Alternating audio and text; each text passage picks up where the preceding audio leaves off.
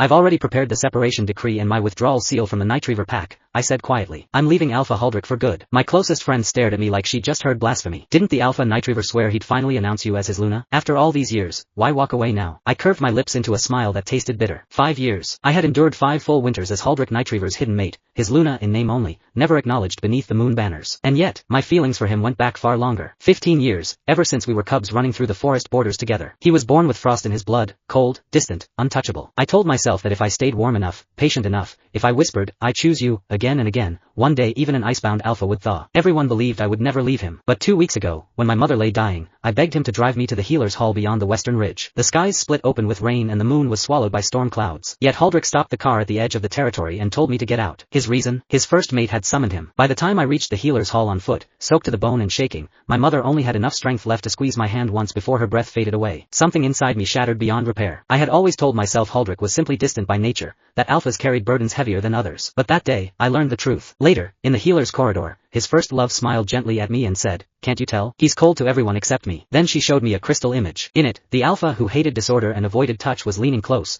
wiping milk from the corner of her lips with careful fingers. His gaze was soft, tender in a way I had never once received. I stopped lying to myself. I was not the one who could warm his frost. She was his fire. So I let go. A week ago, I left the separation decree on his desk beneath the Nightreaver sigil. He didn't even read it before pressing his seal. 7 days. 7 days and the bond would dissolve. Outside the cafe carved into the stone of the Central Territory, Huldrich's black rune-marked car waited. He had come to collect me, as always, never asking if I wished to ride with him. He glanced over, faintly frowning at my silence. "That document you asked me to approve the other day," he said, voice cool. "Which trade clan was it with?" I opened my mouth, but, "Never mind," he added flatly. "It doesn't matter. I trust your judgment." That sentence struck harder than claws. For 5 years, I clung to those words like a blessing. I trust you. I thought it meant reliance, respect, that I mattered. Now I finally understood. It wasn't trust. It was indifference. He didn't care what I handled, only that I never embarrassed him beneath the Moon Council's eyes. I wanted to scream, that wasn't a trade pact. It was our separation decree. But his communicator lit up. One glance at the name and the ice in his eyes melted. "You're not feeling well." His voice softened instantly. "Don't move. I'll come now." My strength drained away. When the car slowed at a random street corner, I opened the door and stepped out without a word. The night wind cut my skin,